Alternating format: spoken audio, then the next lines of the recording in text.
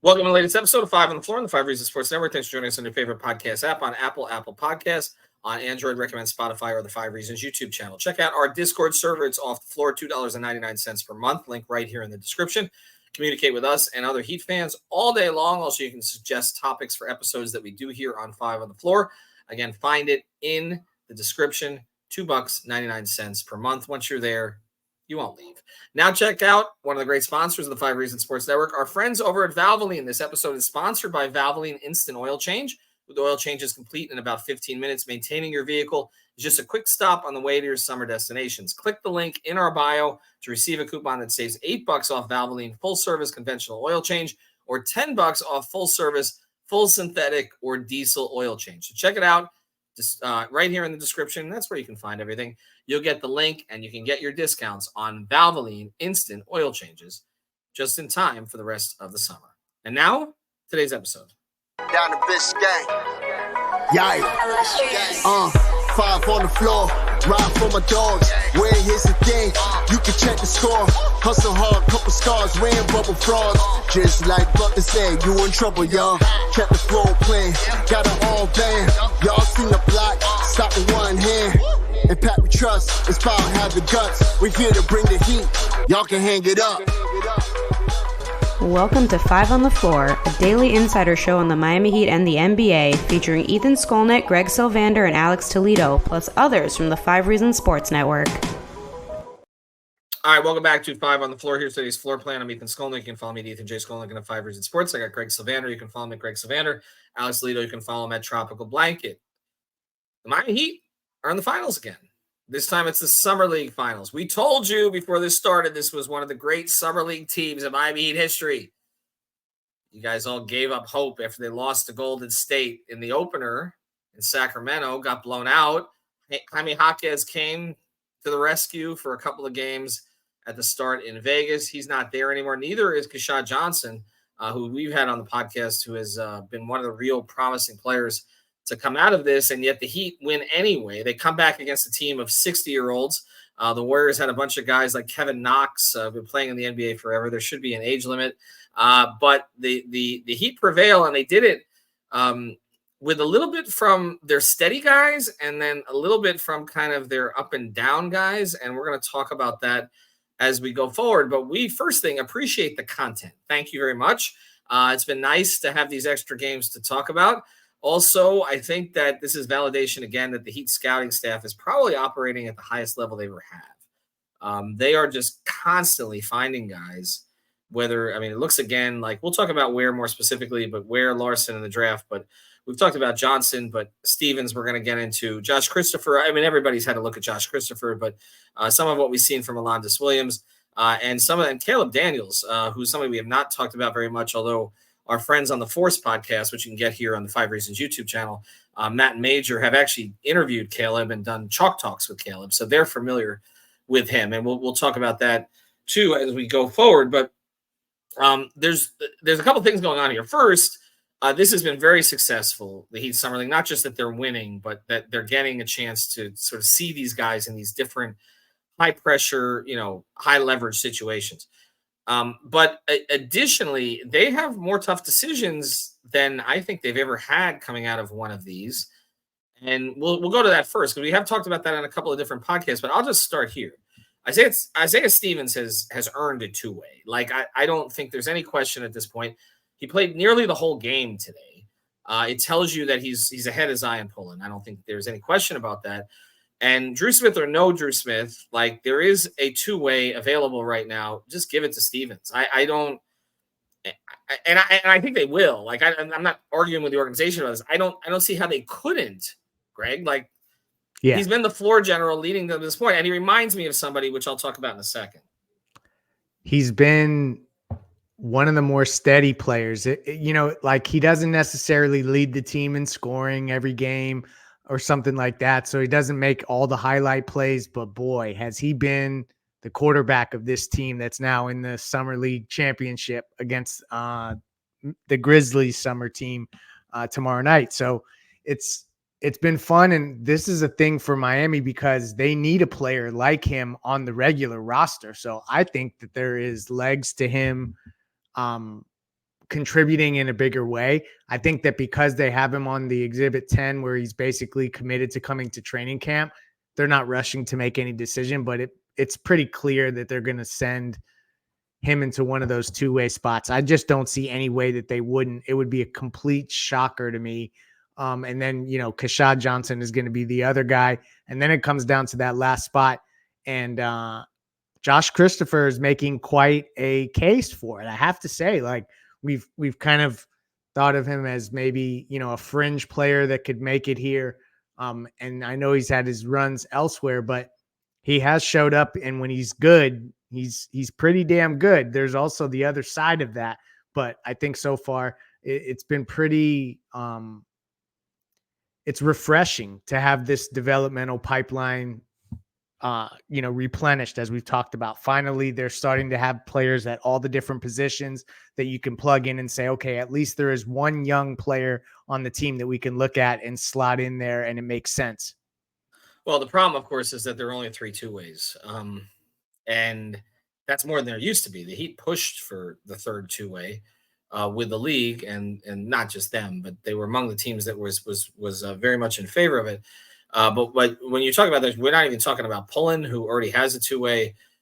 Drew Smith, of course, that we're going to discuss more as we go forward. And then Alondas Williams and Cole Swider, who we both were on two ways last year, and we thought had a pretty good chance to be again. And like neither has played that. I mean, Williams has played better than Swider.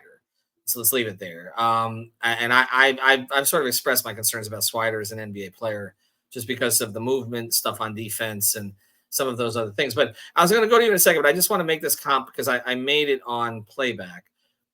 Isaiah Stevens reminds me of Anthony Carter. Not comp. Yeah, but not necessarily. He's a better shooter than AC was. Okay. But the comp here is this. His teams win. Like the reason that AC came out of college and it was undrafted. Okay. And they used to practice at LaSalle, the high school, and Pat had an office above the court. And the way he would tell it, he was the coach at the time, they would do these open runs and AC's team would win every game. Like every game. Just like, and you'd be looking at him like he can't shoot. I mean, he's not extremely athletic or anything like that, right? But they won every game. He just organized things, he defended, and they won. And they would beat Hardaway's teams. And AC made the team, was Timmy's backup point guard, which was a big deal at that time. That they used to rotate. If you have the 4 years there, right? It was the first year was Murdoch, right? Then they lost Eric Murdoch, which we thought they were going to do because it was hard to keep him at that time with the way that the salary cap was structured. And then they had the second year was Terry Porter towards the end of his career, but he was really still a really good player at that point. He was a great player in his prime. And then Crotty was the third year, and then AC was the fourth year. And actually, AC was the starting point guard in their first round playoff sweep of Detroit. That's the series Grant Hill effed up his ankle. But Timmy was out, and AC ran the offense and all that. And I could come back to this. Like, we forget that Eric Spoelstra was in the organization then. Like, he was in the organization, and, he was coming up. I mean, he's a young guy. He was late 20s at that point, I guess. But I just think these things, they're just ingrained into him. And again, obviously he's got his own things he's doing now, but I'm sure he's getting reports and the film and everything else. Isaiah Thomas. Well, he would make the team too, either of them. Well, maybe not the younger one. Isaiah Stevens, whose name is spelled like the diminutive Isaiah Thomas, not the Hall of Fame Isaiah Thomas. I think he's made this team as a two-way already, Alex. I think so too. I think it's just become, it's gotten to the point where I'm completely, I've changed my mind already on what I said like a week ago when it comes to like, if I had to bet that, it would essentially be that the two-way spots go unchanged by training camp, which still might be the case, like Leif said, because, they just might, make those changes then. But as far as like the play on the floor, there's no way that Isaiah Stevens does not deserve, a spot over Zion Pullen, over, you can make the case for Drew Smith, who's obviously not playing in this, and who is, recovering from injury. To me, like the Zion pulling stuff, man, his minutes have kept decreasing, and today he only played like I think a little bit like upwards of 3 minutes, right? And that's something that sometimes you'll see during summer league, like they start to rotate guys, and maybe one guy doesn't play one night, another guy doesn't play another night. I don't know that that's what happened here. I just think they played the guys that they feel give them a better chance of winning. And I feel like it's not just Stevens who is, the most impressive, as far as like this class of guards that they've got, right? He's been the most consistent, most impressive at just like doing what he does, right? And doing it at a high level. Other than that, like I've been pretty impressed with Alondas and Josh Christopher. I think I would give either one of them a two-way spot over Pullen and maybe Drew Smith right now. I think both of those guys have made their cases. You can make a case for either one, and we talked about it on different pods. Like they're not the same type of player, but there are some similarities when it comes to like, their reputation as being score first. Now they're being kind of used a little bit differently, but Alondas, man, like the shooting has been real nice as of late. I think the shot looks a little smoother.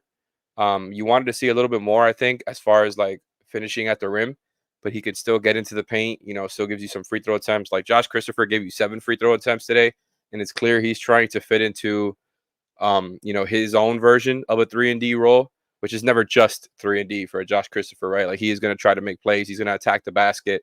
And I actually think if you wanted to compare him to someone, it would be Caleb. As far as like, and somebody mentioned this in our playback chat, that like Caleb came in as like an athletic offensive player.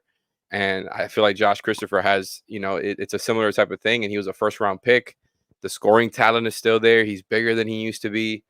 I just think they've got some tantalizing skill sets there. And I think him and Alondas have both just, showed off just a lot more than Zion Pullen has. And frankly, than Drew Smith did the season before. Like Drew can really defend. We're always going to say that here, like nice size. Outside of that, like it's just very limited. And so you see these guys with these skill sets, and it's like, what can you do with them? Because it's not, it's not like it's all theory when both of these guys are giving you pretty good performances night after night. Like I know Christopher has had a couple of not amazing games, but then at the same time, like these games, he's giving you multiple 20+ games already. And it's like, okay, he's probably above this level. You know what I mean? It's a former first round pick. I just think maybe this is the year that, you take a swing on one of these talent guys along with a Stevens and Kashad Johnson. And I think that will be a pretty strong, like 3 two-way spots. If you're telling me it's Kashad Johnson, Isaiah Stevens, and one of Josh Christopher Alondas, like I feel pretty good about that. Yeah, and look, everybody's going to go to the lightning rod Drew Smith on this stuff, and we've said repeatedly, Spo really likes him, but you watching the end of that game, and we talk about John. We're going to get to Ware and Larsson in the second half of the episode, but you're watching the end of that game, and you're like, okay, they've got Williams and Christopher on the floor, and the plus is both of them can make something out of nothing. The Heat don't have enough of those players, all right? The negative is they might make nothing out of something. And Spo doesn't really go to those players. Right. So that's where we're a dilemma. It's a dilemma. You're kind of caught in between. Like it's like you want to take a high fly, like a high upside. Like last year they kept RJ Hampton around. Higher upside, former first round pick, but then they didn't keep him around that long, right? And again, defaulted back to Drew Smith. Bouye had, I thought, higher upside than Drew Smith. But there were ups and downs there. I do think it's very possible that Spo could just say whenever Drew's healthy. I'm just saying, like it looks like that's definitely a possibility. No. They're gonna make the Gabe comp, I'll push back on the Gabe comp as far as the way that we viewed him. I liked Gabe from the beginning. I thought, he was a little too high volume with the shooting, but Alex, I'm going to do it again. So you can find me here because I did this on playback. There was a certain swagger to Gabe's game. Alpha role player. Okay. It's a physicality to his game. There was Alex hates when I do this, but it's true. But I said it about Max, Caleb, and Gabe that year. And then we saw those guys and the fact that the Heat trusted them in high leverage situations. Right. And Gabe had that thing. Okay. I don't see it with Drew Smith. I just don't. I don't. And then you add in the shooting form, which is kind of all over the place and other things like that. He can defend, but I just think you can find another like that. And so to me, it's pretty simple. Kashad Johnson gets a two-way for now and gets elevated once they can do that to a full roster spot. Once it's not going to affect the second apron. To me, that's where this is headed. He's going to play this year. He's going to play. Like this is not just him going to make the team. He's going to play. Agreed. Right. Isaiah Stevens, I think you have to keep him. I mean, again, all indications are they are going to keep him. He played 36 minutes. He's ahead of Pullen right now. You keep him. Okay, so there's your point guard. There's your kind of do everything, plug the holes type player. And then you choose an athlete. So you choose Williams or you choose Christopher. That's where I would go. And then, you have, the other guys. I mean, I guess you just say, well, you spend some time on Swider, but I just don't. If he doesn't shoot well, if he doesn't shoot well, I don't know what else he's providing. So that's kind of where I am with him. And then I think they should take the swing on Josh Christopher. I'll go on record as saying that. I think this is a year to try it. I think that's fair. And the other thing is Josh Christopher, and we've talked about this, will get picked up by somebody else. I do not believe Drew Smith coming back off a knee injury will. Correct. But the other guy who's interesting and could come out of nowhere here, although our guys on the Force podcast have been tracking him and did some chalk talks with him, is Caleb Daniels. So before we get to Ware and Larsson on the other side, he just looks like a Heat player. And he looks like the kind of guy that we were talking about everybody else. And all of a sudden, Caleb Daniels gets the third two-way. Right? Did you see that happening? It's worth mentioning him. He definitely had his moments. He just hasn't had enough of those moments and been put in position to play like that every game throughout Summer League. So I think we'll see if he gets an invitation to camp. I don't know that he has an Exhibit 10, but if he does come to camp, then it's absolutely possible because he's been one of the other guys that's popped on this team. What do you think of him, Alex? I like him too. It feels like kind of the next guy in line, not to like get a spot or get minutes, but as far as like that build, that archetype of player of like this 3-and-D role player who is not huge, but like plays above their size. He feels like, right in that type of mold of player. I like what he does. Like he had that huge play at the end of the game today, that huge stop. And just in general, he's a pretty active player on the defensive end. He's very strong. I think the shot looks good when his feet are set, So again, very similar to the types of guys they've had in that build before, where it's like you feel decent about them taking the open three, and that they're not going to try to do too much outside of that. I don't expect them to get the two-way spot, but I think it would be cool if they kept him around in the system, just in their program, and maybe he's one of those guys who's like, like you said, is probably a long shot, but could maybe earn a spot in training camp, or if not, is back next season. And, we're doing the same thing again. And it's like, he looks a little better and they bring him up then like that. That would not be surprising to me at all. He seems like that type of guy.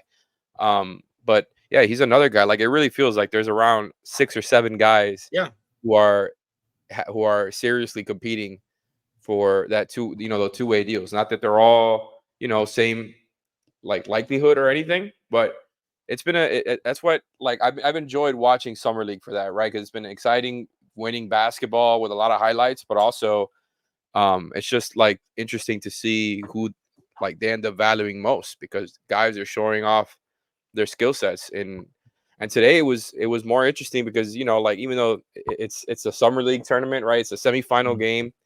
You got to see the game come down to the last minute, and the Heat outscored the Warriors in this game by 8 in the fourth quarter.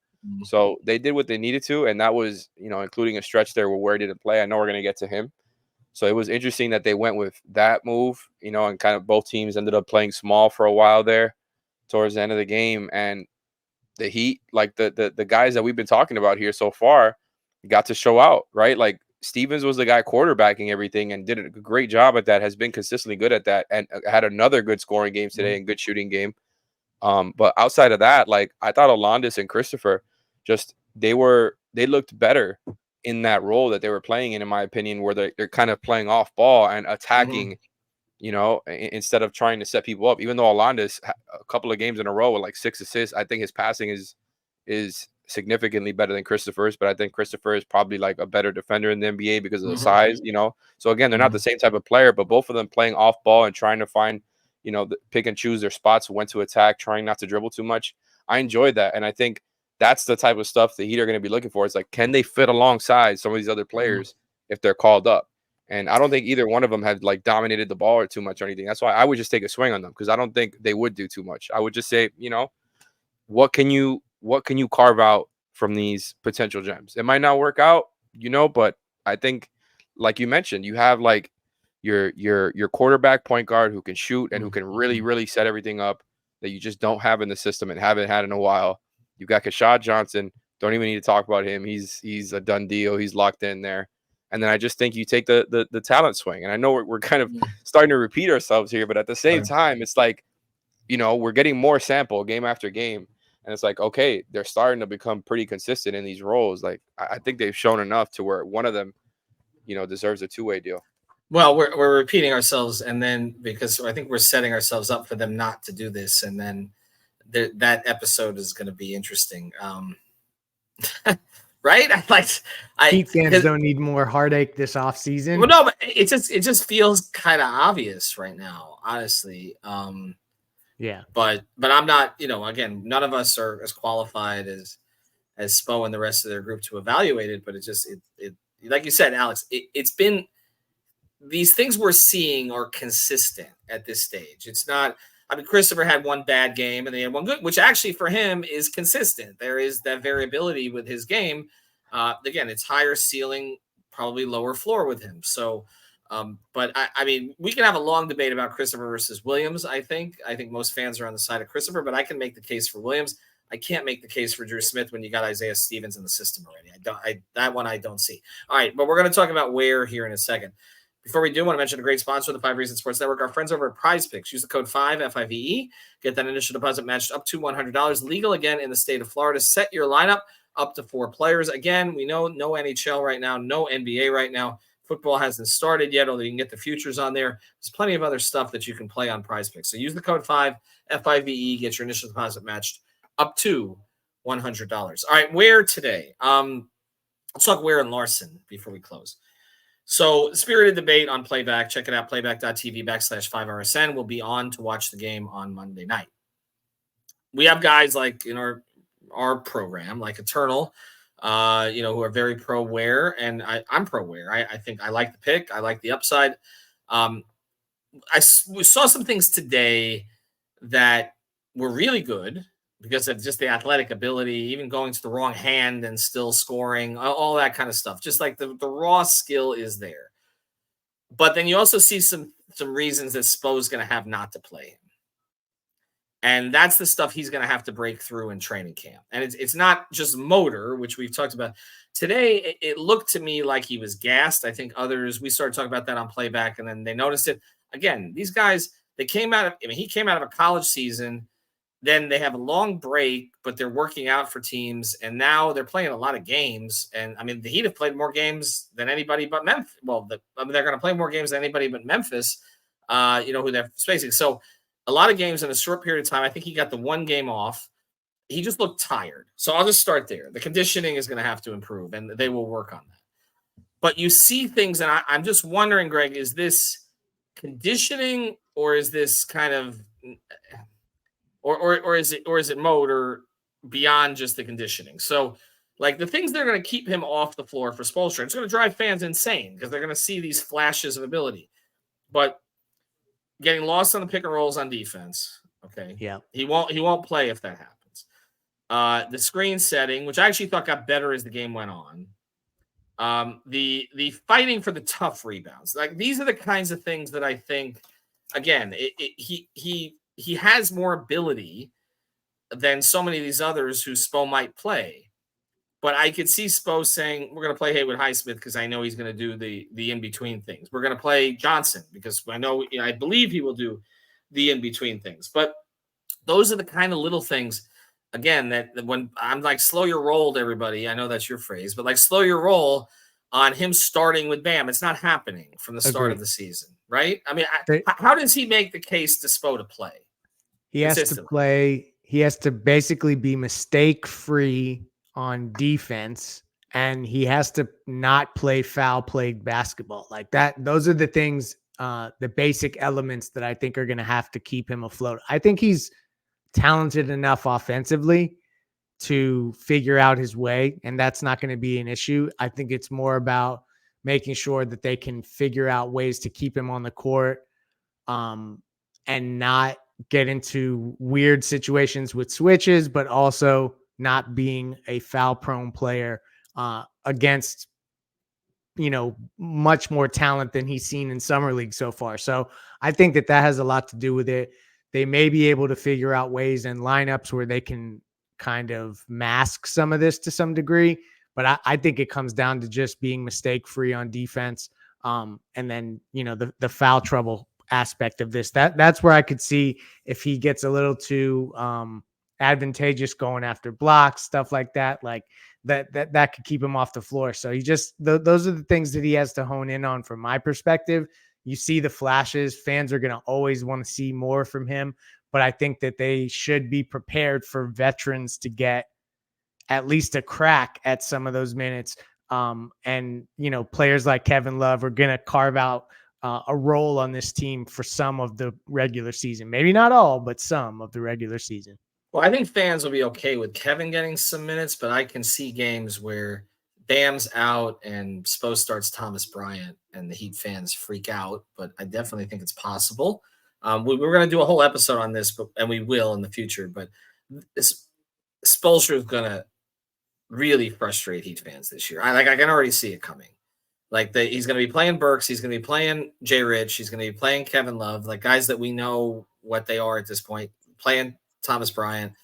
And Heat fans going to want to see these other guys. And then ultimately it's going to be for the best for these players and for the team. But the months in between are going to be horrific on Twitter and other places, because we just know, and Spo's going to get called stubborn and all the rest. I know exactly where this is going.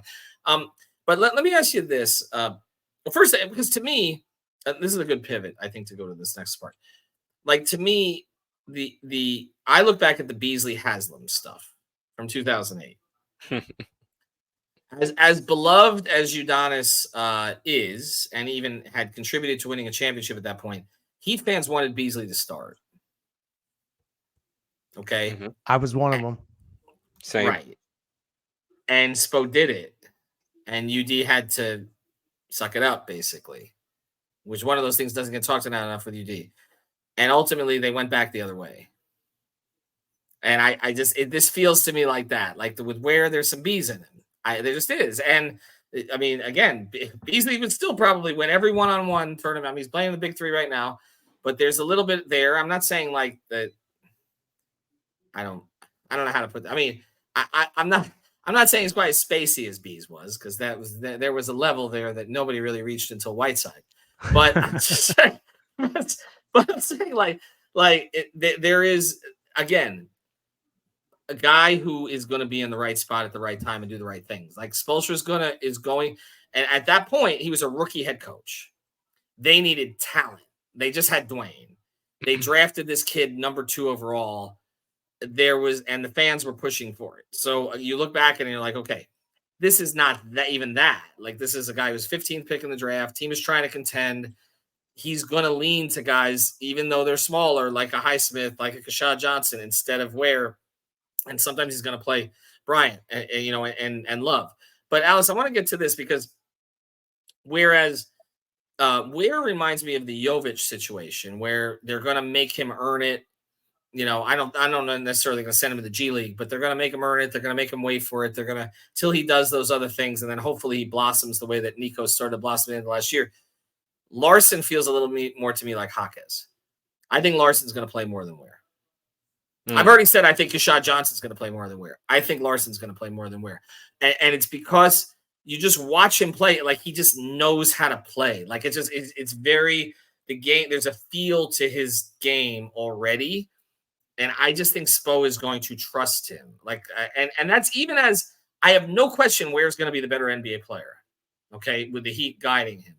But I think right now I could absolutely see Larsson getting more minutes this year.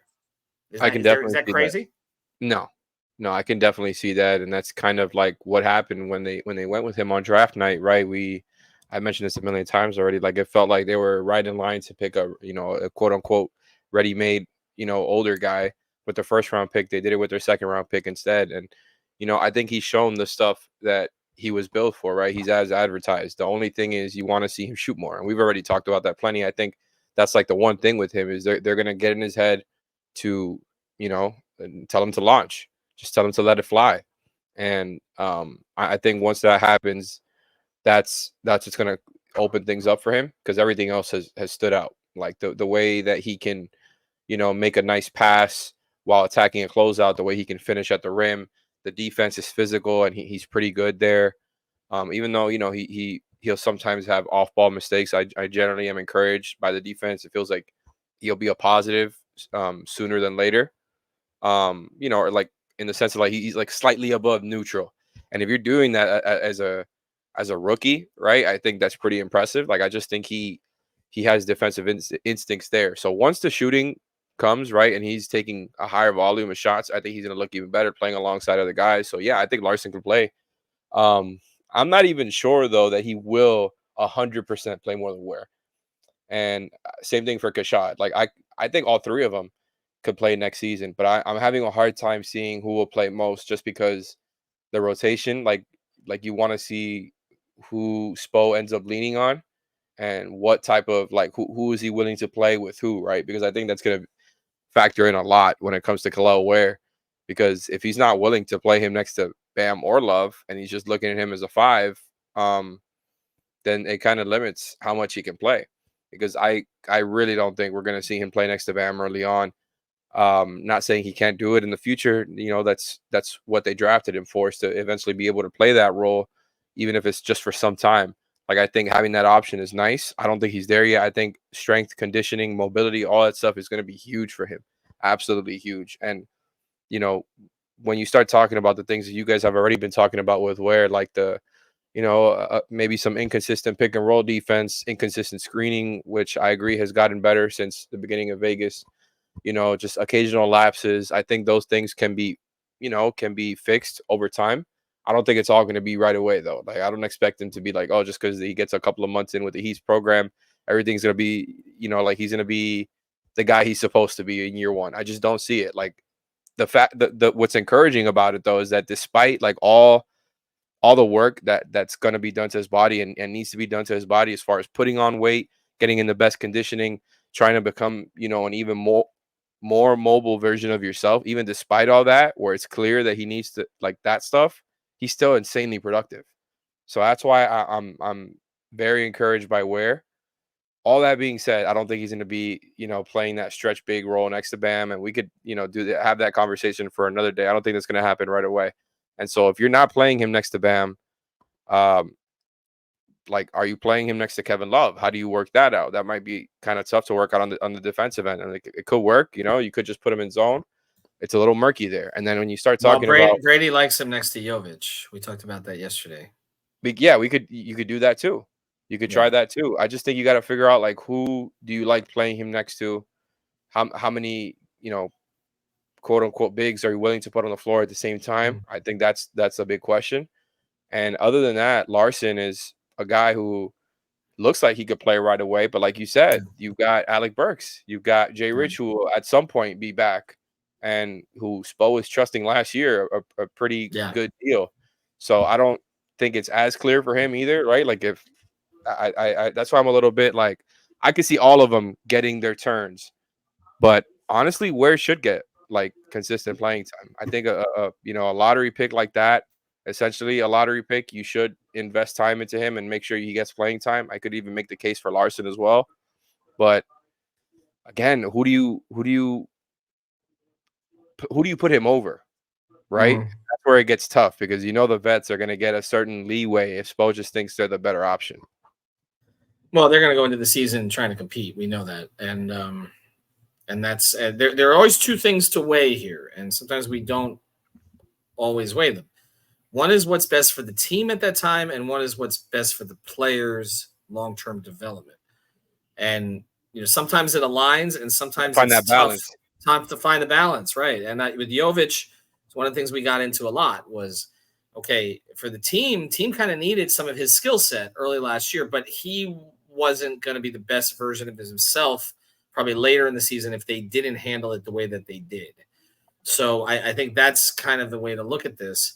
And, obviously you're hoping for jumps from him, and it looks like the Jaquez jump is pretty much a foregone conclusion at this point. So we'll get into more of this tomorrow, probably recap the Summer League game. We got some other episodes we're going to get to. Dwayne Wade recently said that he believed he was on a Jordan trajectory if he hadn't gotten hurt. So we're going to get into that topic.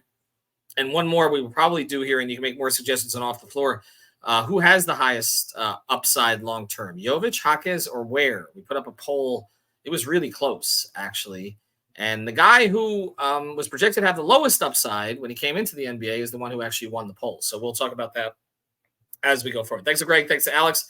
Check out the link on Valvoline.com and get your discounts there, and also Prize Picks. Use the code 5. Have a good day, everybody.